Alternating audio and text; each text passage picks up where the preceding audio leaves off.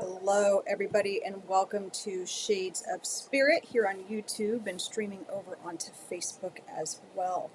This is a little impromptu. I've done a lot of self reflection, a lot of healing over the past year, as you all are aware, and I've decided that trying to plan and schedule my lives, doing the YouTube show, puts a lot of stress on me, and that a lot of the stuff that you guys are going to be seeing from here on out is going to be a lot of impromptu stuff. And that's because what I've realized over all these years of working with spirit, from age 5 until current times, is that when we try to force it, and generally I don't force it. It just all comes naturally. But we have those days. We have those days where we have a lot of things going on. I want to try and do this on a Monday evening or every other Monday evening and realize that, I'm exhausted, or 16 things came up in the middle of the day, or my son's game had changed. And there's a lot of like switching things back and forth, but that puts more pressure on me. And so I want this next phase of my journey here in the human world to be a place where I can gracefully flow through. So the past few years, a word for me has been surrender. So since 2020, all of you that follow me know that a big word of mine has been surrender, letting go, turning it over to my spirit guides and the angels, allowing myself to sit and be. And this year was the year for me to do a lot of work, both physically, getting both knees done, working with, my mom's energy, her cancer diagnosis, and her passing. A lot of sitting with the sense of self and who am I and why am I here on this earthbound journey? What are things that I'm reflecting on that have taken a lot of energy from me that that need not be in my life anymore? And that can include people as well. And having to sit. I mean, you get knee replacement surgery, all you do is sit. Take a quick walk to the restroom or grab a glass of water, make a meal, and go sit back down. So there's so much time for reflection. And I knew this year was coming. I just didn't know to the degree of where I was going to land. And with the second knee surgery being in the middle of what I called controlled chaos, which wasn't controlled at all, with my mom's energy and my mom's passing, trying to move my dad in with us, like it just has been controlled but not controlled chaos. And so I've realized that I haven't mastered surrender, let's all be honest. We all have a lot of work to do in that category, but I am okay with where I'm at. I am okay with asking for help. I am okay with being who I am in the moment, which is why you're going to just find more things like the pop-up readings, and you're going to find more things where I'm just going to pop on and do the shows when I feel connected and in the moment to do the shows, as opposed to trying to force them out on a day where maybe I just probably shouldn't have done it, and maybe I wasn't articulating the way that I wanted to be, and yet I know spirit works through me and I have all my faith put in them, that the messages are supposed to be given when they're supposed to be given. So yes, that's why you guys are seeing me now. Hello, Diane Mamba. I miss you guys so much. Hope you're doing well.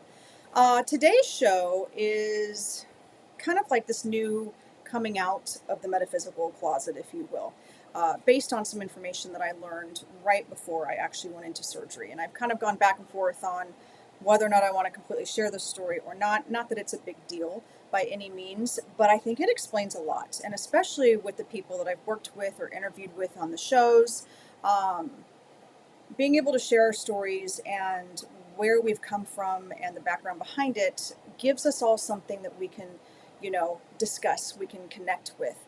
So I decided that, heck, why not? Okay. So it kind of went down like this. And this was a shock not only to myself, but it was also a shock to my aunt, because I'm in the middle of having a conversation with my father about a week and a half or so before my surgery. And we're just making plans for his arrangements of moving in with us and just everything, right? We're sitting across from his table in his kitchen. And he looks at me out of nowhere, and I get my gifts from his side of the family. So he will not truly admit that he has gifts, and yet all I've heard him talk about is seeing ghosts and connection. From him, my great-grandmother, my other great-grandmother, my great-aunt. So my gifts run from my dad's side of the family. But I also know that they're just people call them God-given gifts, right? Gifts that I have from spirit, from all the years and past lives. This is a common thread for me. But I was put into this family who also has these gifts. So we're sitting around the table, got my notepad out, and I'm doing my thing, and I'm in that space of like, okay, let's just get this all done. The Virgo comes out in me. I've got surgery in a week and a half. And he looks at me and he goes, you know, when you were born, did you ever hear that story? And I said, not really. I've heard my brother's multiple times, but I never fully heard mine.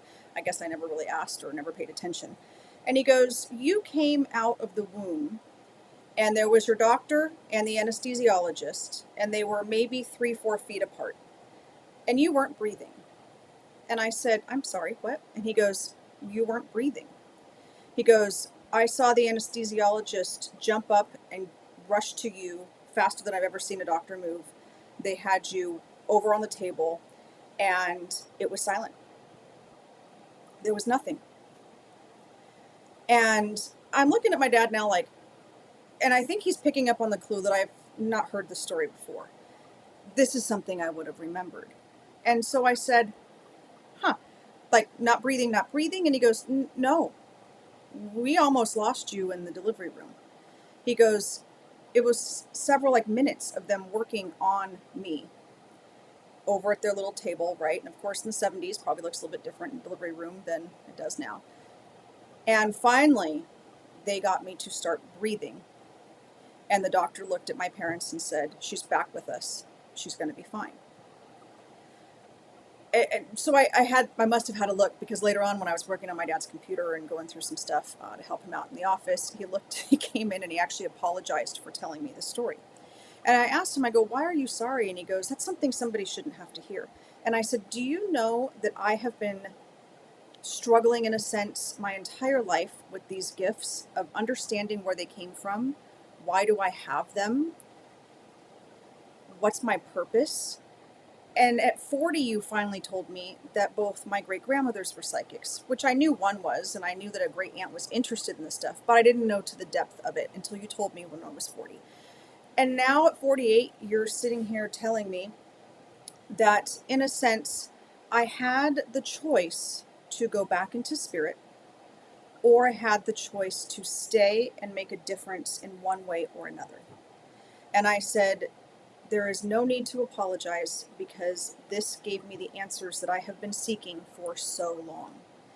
And what's also interesting is that I came out not breathing, lifeless, right? It wasn't a hard delivery per se, of course, not my mom, so maybe I should check with her again. My brother's delivery was a little bit harder because he wanted to come out so fast. But for me, there was no like, this was a hard delivery and she struggled for hours and the monitors were low. None of that. I just came out and I was not breathing. I was lifeless. And so it took them probably what seemed like a couple minutes to my parents probably felt like years, right? In that time frame, it's your first baby, of trying to bring me back into my body.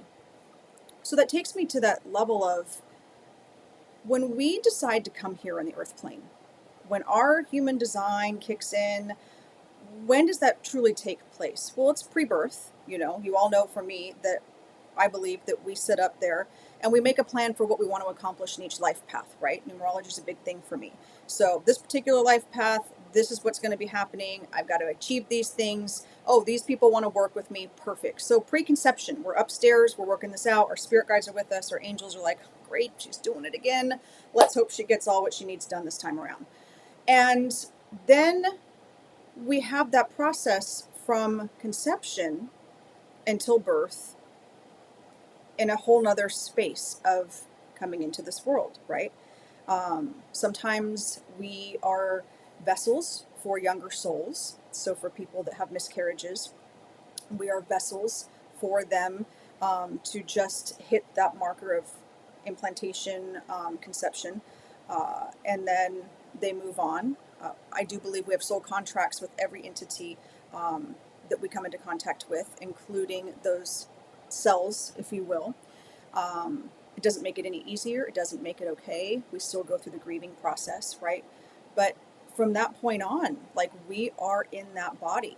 And I know you'll hear other people, and especially since now this field is so over the top, if you will, of people who have all the knowledge. And I'm not saying that I have all the knowledge. I have the knowledge that I've been gifted with, and I impart it, and I allow you guys to make your decisions. Um, but we were here from conception being able to make that decision. As a life path 9, I knew this was going to be a life of struggles and wins and losses, of completion. And so since I've known that information now, which is still fairly fresh, about 6 weeks or so, every day I do think about that. And I think about, why would I have made the choice to come out and be ready to go home so soon? And how much strength it took for me to be that soul saying, no, no, no, no. You've already arranged all this with everybody. You're on life path 9. You're in a cycle of completion. You're going to follow through.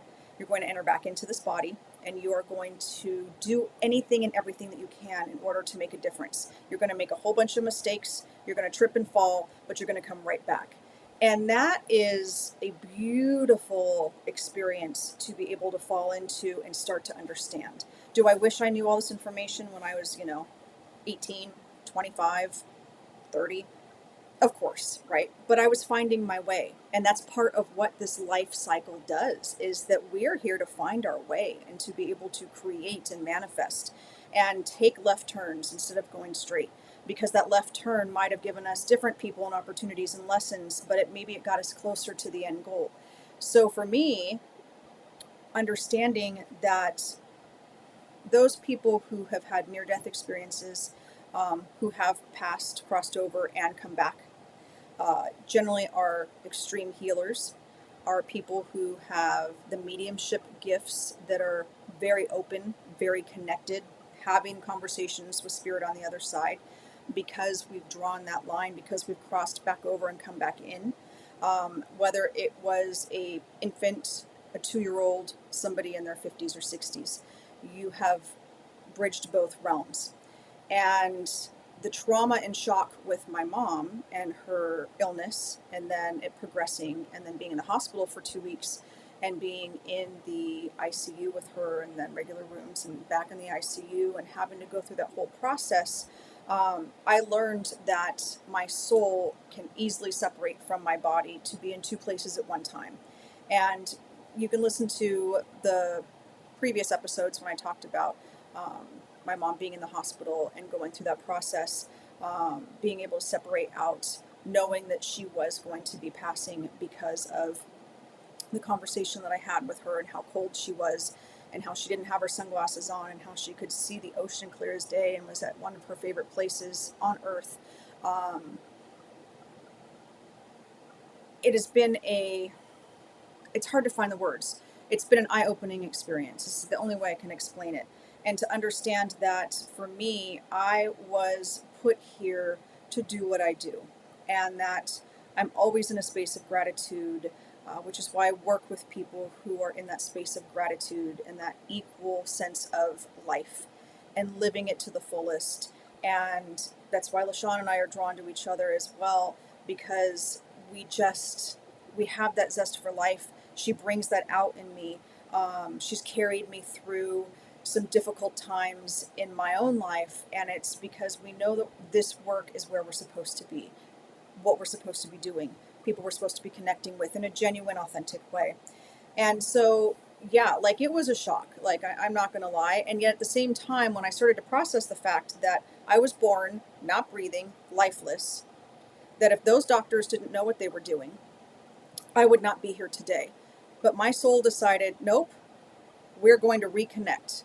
That little baby that they're working on right there, I'm up here deciding whether or not I'm going to disconnect and go back into spirit, or whether I'm going to stick out this life, which is not going to be the easiest life, but we've got a lot of lessons to learn. We've got a lot of completion to do. As a 9, I'm going to go ahead and put myself back into that body. And through meditation, since my surgery and surgeries and all of this, and this trauma with my mom and her passing so suddenly, I've learned how to start separating myself out from my body again. And it is the most natural, free-flowing feeling that I can experience. And I bring it to you guys because a lot of you have stories that are similar, or you have stories that you have passed and crossed over. And then when you're trying to work through why you know things, your claircognizance maybe has gone into full effect. Um, Maybe it's just the fact that you're able to see energies that you weren't before since this happened. Maybe it's your kids, you know, you have a child that was in that same space, that near death experience, and now they're seeing energies and talking to them more, is because we give ourselves, I always call it the out. I don't know how else to phrase it, you guys. That's the reality of it. We give ourselves outs throughout the course of our life in case we decide that it's just we're done learning the lessons, or we just need to step out of that entire existence. And I don't want to say have a do-over, because we learn lives no matter how we pass, whether we unalive ourselves, whether or not we end up with a disease, whether or not we're in a car accident. Because you hear about the miracles, right? You hear about the miracles of the baby in the delivery room that's not breathing, that's lifeless, that's just laying there, that they're trying to bring back to life. And all of a sudden, I can breathe, right? Miracle number one on that part of it. And then you hear about the people that were in car accidents, families that were in car accidents, countless stories on the internet of people all across the globe who can tell you for a certainty that the angels were with them at the time of that accident. When you look at those cars and they're standing on the side of the road, and you have EMTs and the fire department staring at the car and staring at those families or those individuals without a scratch, those are times where that could have been an out, and we chose to stay, and we chose to continue living life and bringing life to others and healing those ancestral ties, bringing it all together. Life is not easy. Let's be honest. It's work. It's hard. I do consider this to be the hell of the planes and the realms, really. Now, are there lower realms below us? Of course, but there, I don't see the fiery inferno of hell. What we go through here can be those lessons. And then we move up in vibration, even in the physical body of the human self, and we gain that enlightenment and that joy and that love. And then we see the Mother Teresas and the Gandhis and those that have continued to ascend and rise in that energy, right? So when you're connecting, when you are in a space of reflection, I want you to really reflect in the next couple months on, who am I? What are my goals? Are they in alignment with my authentic self? Right? Because I have found this year to be a difficult year for a lot of my clients, because a lot of us have been in that space of, what do I want to do for my career? I'd like to know about my love life, relationships, right? But that's the energy of the eight, with the eight and the abundance and the manifestation and the creation this year. And next year in 2025, we're in the nine energy, so we're more in the spiritual year. We start doing that work now and going within of like, okay, why am I here? What am I here to achieve? And what are the gifts that have been given to me that I carry within, that I can help others in the world, right? So yes, from preconception to birth, we have the option to either be here or to not be here. And when we're in that space, even at birth, and we choose to come back into the physical body, it's a powerful, powerful moment. And when my dad sat across from me to apologize for telling me the story of my birth, because he swore I knew. I mean, and I'm on the phone like with my aunt. Did you know that I came out and I wasn't breathing in the delivery room? And she's like, no. And I was in the waiting room. It's a powerful place to be, in that standpoint of knowing that in my heart of heart, in that soul level knowledge, that the gifts that I have, that I bring to you guys, that you guys also bring to me, is something that I'm meant to be here to do. And the way that all of this came about, unfortunately, was through the tragedy of my mom passing, and having these really open and raw conversations with my dad, conversations I've never had before. And it's a gift to be able to have those conversations with him as well, right? And looking at his life and the amount of times where, if he would have made a left turn instead of a right turn, right? I'm hearing a lot of stories about him growing up and his own life. There are times where he shouldn't have been here. My dad was the only survivor in his platoon in Vietnam, and he almost died. And then I go and I look through and I hear stories of my great grandparents, my grandmothers, my great aunt, the ones with the gifts, and realize that there were many times my great aunt almost died due to health issues and reasons, very close to passing multiple times. And it starts to put a lot of that into perspective because we know that we're so close that we could be in that space of contentment and peace and harmony, and yet we still have those lessons to continue learning here, and the people to touch and the people to understand us for who we truly are and to love us for who we truly are is an amazing experience. So when a lot of you ask, like, how does the mediumship side work for you? How do your gifts work for you? This is another part of that puzzle piece that I've never been able to put together to understand truly, how can I speak with those on the other side? How can I see them on the other side? How does that not cause me fear and trepidation? Well, it's because apparently I was in the physical form, left to go over on the other side for a hot second just to size it up to see if I wanted to come back. But I had that connection of separation and then back into the physical body. And so now astral traveling has been something that I cannot explain to you guys. It has just been absolutely amazing. And at the end of this knee surgery, I actually astral traveled way up, way up there. Um, and it was phenomenal, phenomenal, because I was reunited with my maternal side of the family, all females, people I've never met before on my mom's side of the family, my grandmothers, and I was sitting at this big table, and I could hear my mom talking, and she was always the one to orchestrate things. So she's orchestrating things.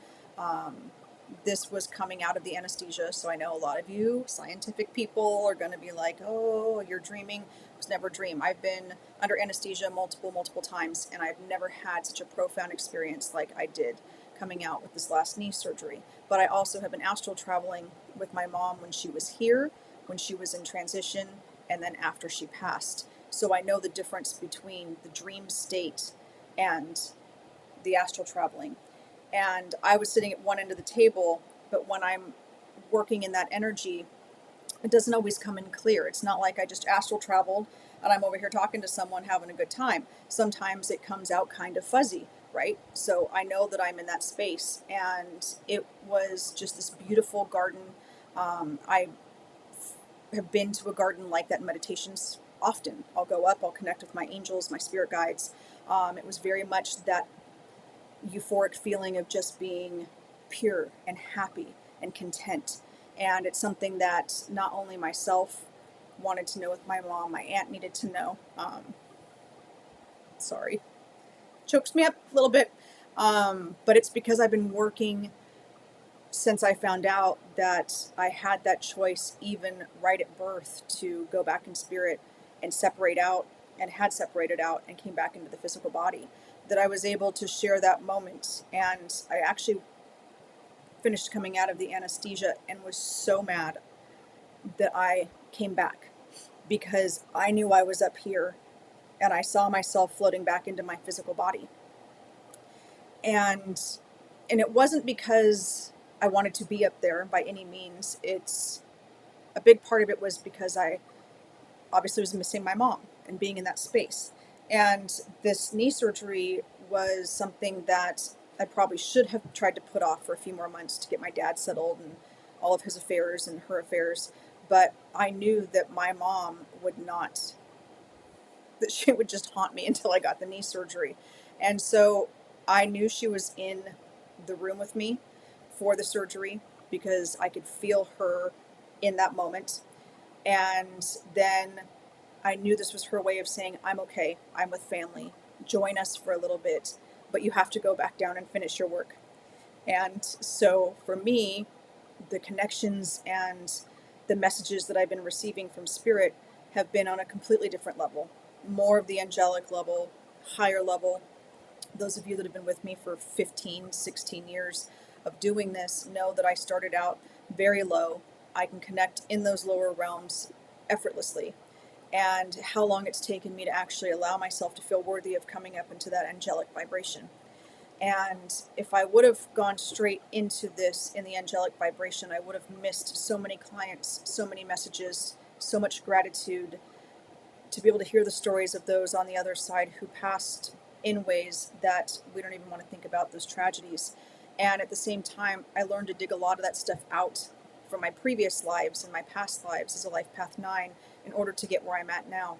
Because by the time I hit 50, that next 5 years, that 0 birthday, is going to be so powerful and so intense that I've had to go through all of this now and be able to walk with these 2 new knees forward and to be able to continue this process in that genuine, authentic way and work with the people that I've been working with and sharing these moments on healing and diving deeper into that space, which is why when you guys watch the 5-minute video of me saying, hey, I'm back, schedule's open, back into doing more Reiki energy work and other healing work through that divine channel as well, to be able to help facilitate healing with the readings is just going to be amazing. I want to thank those of you that showed up to the pop-up reading. You guys can listen about how all of those are going to go. We're going to do a lot more of them. They're going to be more spur of the moment readings, if you will, with questions that we can answer it, and it's a cool little thing. But yeah, it's every time I talk about it, it makes me sick to my stomach because my soul wants to start coming back out of my body. We want to astral travel back over to the other side. We want to connect. Not the fact that I'm over here like, oh, I don't want to be here anymore. No, no, no, no. I have work to do. I have kids to watch graduate college this year. I have, a kid that's going to be playing sports that I need to be at these games. Like, I want to be here more now than I probably ever have because I know what my soul's purpose is because I was given the gift twice. And I was given the gift twice by myself, right? So when I was doing the pop-up reading today and I was talking to a client and we were just talking and I said, that saying, God doesn't give you more than you can't handle. And what I realized years ago was that it isn't God that's gifting this to me, these lessons to me. I chose them. I sat down with my angels and my spirit guides and I said, I'm going to have free will in the next life. This is what I want to accomplish. Now, was there some divine intervention in there of things that maybe they wanted me to accomplish as well? Of course. That's why we sit down with our spirit teams and we connect. But I was going to live a life of trials and tribulations and lessons and deep pain in order to get to where I'm at now. And to know that that was a gift in and of itself that I have given myself twice is something just to sit back and contemplate. It's something that I don't know how else to explain, besides the fact that I am truly in awe of how spirit works. I am truly in awe of being able to have these experiences and take them apart, that I've been able to listen to so many people who've had different types of near death or have crossed over and been brought back to life, and seeing what they can do with their gifts and being in that connective state. And now understanding another piece to my puzzle puts me in such a higher vibrational state for connection and my own self-growth and self-love and compassion. So that is a brief description of what we can do from day one, from preconception to birth, is that we already have that power to make these choices. We already have that energy to be able to decide, am I going to follow through with this human life? Am I going to maybe wait a little while, continue doing some lessons in spirit form? And again, just knowing that fear as a parent, who's I've had children, right? And what's super interesting is my middle child, she was born, everything seemed to be fine. She was kind of in a rush to get here, no problem. The next day, she was having some problems breathing. So for her, it was a day, one day. And I looked at my ex-husband and I said, I'm going to call the nurse because this doesn't look right. Now, we already had one, so kind of got the idea down. Um, Trying to explain it to the nurse, and now she's turning blue. And I hand her to him, and I said, yes, I do have a fan on. A little warm in here. I hand him to her, and I said, you have to get her out now. She's turning purple. She could not breathe at all. So he goes rushing out. Of course, he gets yelled at till he holds up the purple baby. They rush her. They work on her just as they worked on me when I was born. Mind you, they have modern technology all these years later, right? But same process as well. She could have made the decision to not have come back. She could have made the decision that, like, tested this out for a day. I'm not quite sure if I want to do this. Not quite sure how this is going to go, right? And yet she made that decision to stay with us. And so they were able to clear it, get her breathing again. And she's the one who has the gift of art, of sight, as I call it. She was the child growing up that would go off into what she would call meep world. She was already seeing spirit. She was already connecting. I had teachers telling me about her going off into, and I go, oh, it's meep world. It's okay. She'll come back. And they're like, well, we're a little concerned. I go, well, is she social? Yeah. Elementary school. She's doing well in school? It looks like it. Yeah. Then we don't need to worry about her. Let her go to where she needs to go and come back. She was in meep world for a long time. And then in middle school, when we were doing a lot of remote viewings and house clearings and stuff like that, I actually asked her to look at a house. And my ex-husband, you guys know, can draw, and then I can't. So I write notes, descriptive notes, and I asked her just to look at the house and draw. She was in, right? So set up the protection bubble. 3 of us sat down. He used charcoal. She used colored pencils, and I just wrote a description out. And the picture that she drew matched the picture that he drew. The colors that she had on that piece of paper matched the colors that I had in the description of the energy that was in that home. That's how deeply connected she is into the spirit world. Now, will she ever use her gifts in that particular fashion? Who knows? I didn't realize that I would be doing what I'm doing, right? To this level. I hope that all 3 of my kids will use their gifts in different fashions as well. But that's up to them. That's their free will. But this is a child who also stopped breathing, turned purple, had to be rushed out. They had to work on her. And that parallel between her and I, and she was always the child who would give me the biggest, longest hugs. And I would just feel guilty for hugging her if I was having a bad day, because I thought, oh my God, I'm going to suck all of this pure energy from this little one. I'm not saying the first one, hi Abby, didn't have that energy. Each one of your kids are different, right? But finally my spirit guides were like, take this. This is the most purest form and even exchange of energy that you're going to be able to get besides from animals.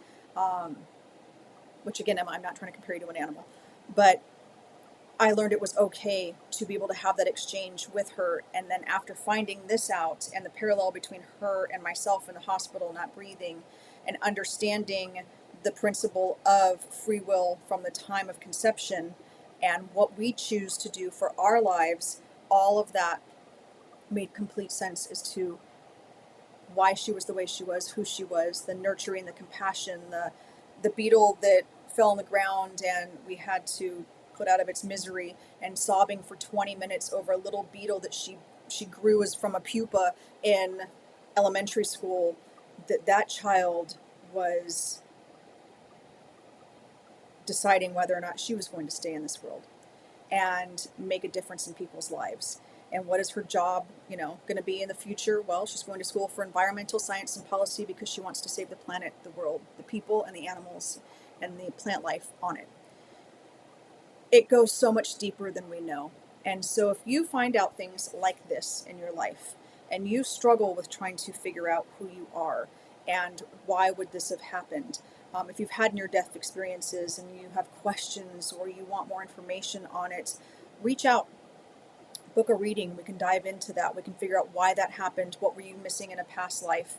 It has put so many pieces, like I've been saying over and over again, of my puzzle and my story together that I had no idea even existed, nor did my aunt, who extremely close with my mom, knew that I had stopped breathing.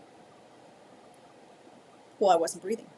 I came out not breathing and made that choice as I was still separated from the soul to that physical baby, infant body, minutes old, to come back in order to finish off this life path 9 cycle, to be able to connect with the people that I connect with, to be able to have the lessons that I have, and to truly understand, because the past few years have been so difficult with my knees and the pain and the agony of not being able to move forward in life and not be there for my kids like I would want to, and all those things, to understand that all of this, yes, is divine timing of what I'm supposed to be accomplishing this next section of my journey, right? We have sections of our journeys.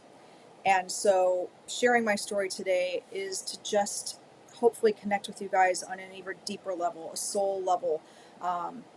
There's no shame, there's no resentment, there's no nothing. It's just a deeper understanding of how that soul works with that human self and how deep we can truly go into our own energy and our own space and our own time.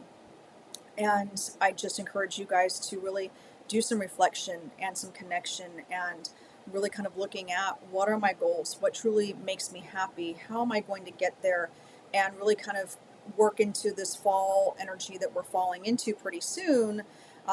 Because if we start planting those seeds, we're going to go into that hibernation winter energy and phase where we can really just relax and continue to reflect. And then by the time we hit spring, we can be in a completely different spiritual connection and phase of our lives and really reap a lot of those benefits of connection for next year, on a genuine, authentic way. I'm not saying go find a whole bunch of psychics, intuitives, mediums on TikTok, and take notes from every single one of them.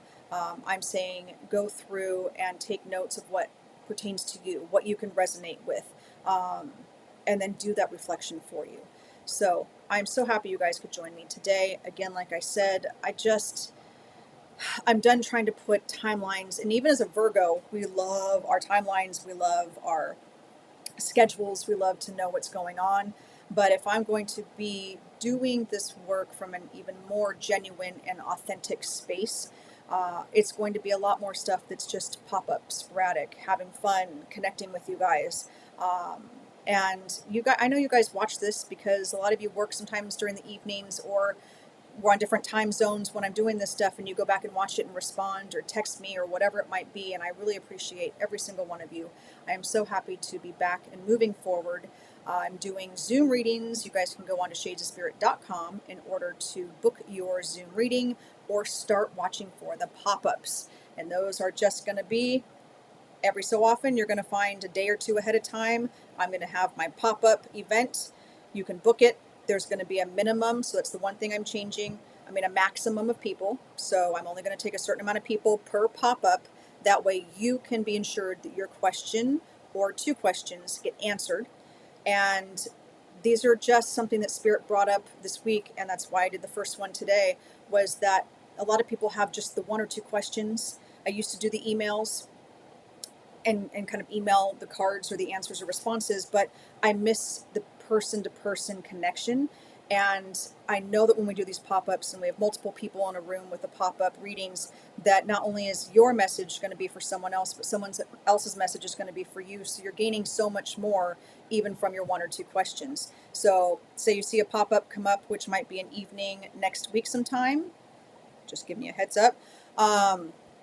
And you have 1 or 2 questions: career, should I move, family, relationship, whatever it might be. And you're like, that's really all I need right now. I don't need a full reading. I just would like a little bit of guidance from my angels and my guides and spirit. Book the pop-up, right? And be like, this is my 2 questions. We'll pull some cards. I'll tap in with your spirit team. will get you the guidance that you might be looking for in order to get you to make that decision or that next step, or to say, oh no, I need to just, oh no, sorry, oh no, I need to step back and, reevaluate. That's what those are going to be for. Because again, we don't always need a full entire session. Sometimes we just need a little bit of guidance, and we're going to do that face to face, screen to screen, if you will. So yeah, keep an eye out for those. I appreciate you guys so much. I'm so happy to be back in action again and connecting with spirit, which just means that you guys are going to be so flooded with all sorts of fun content from me. And yeah, please like, share, tell your friends. Remember, I don't do really any advertising, marketing, paying for stuff like that. We like to keep it organic. We like to keep that flow organic. And the reason why I keep doing this is because you guys keep referring people, and you guys keep booking your appointments and putting your trust in what I do and how I do it. And with all of that, I'm extremely grateful. And I will, look forward to seeing you guys soon. All right, you guys, have a wonderful, wonderful rest of your weekend. And I think that's it. So talk to you guys later.